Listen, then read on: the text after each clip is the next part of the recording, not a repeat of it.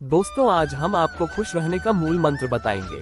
कितना भी बड़ा दुख हो आपके जीवन में, रातों रात बदल जाएगा आपका जीवन। बहुत समय पहले की बात है। गंगा नदी के किनारे एक पीपल का पेड़ था। पहाड़ों से उतरती गंगा अपने पूरे वेग से बह रही थी। अचानक पेड़ से दो पत्ते नदी में आकर गिर गए। एक पत्ता तिरछा गिरा और एक पत्ता सीधा गिरा। जो पत्ता तिरछा गिरा था वो जिद पर अड़ गया कि और कहने लगा कि आज चाहे जो हो जाए मैं इस नदी को रोक कर ही रहूंगा। चाहे मेरे प्राण ही क्यों न चले जाए, मैं इसे आगे नहीं बढ़ने दूंगा। वह पत्ता जोर जोर से चिल्लाने लगा कि रुक जा गंगा, मैं तुझे आगे नहीं जाने दूंगा।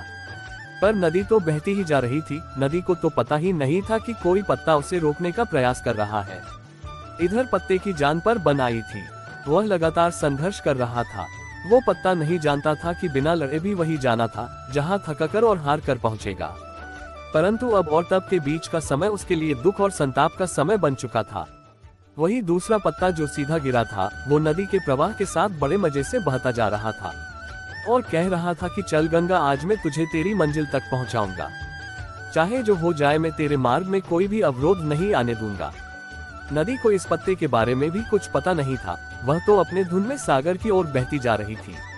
लेकिन यह पत्ता खुश और आनंदित था, क्योंकि उसे तो लग रहा था कि मैं ही नदी को अपने साथ बहाए ले जा रहा हूँ।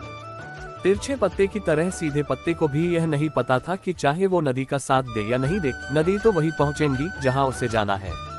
पर अब और तब के बीच का समय उसके लिए आनंद का समय बन चुका था। जो पत्ता नदी से लड़ रहा था उसके जीत का कोई उपाय नहीं था, और जो पत्ता नदी के साथ बहता जा रहा था उसकी हार का कोई उपाय नहीं था।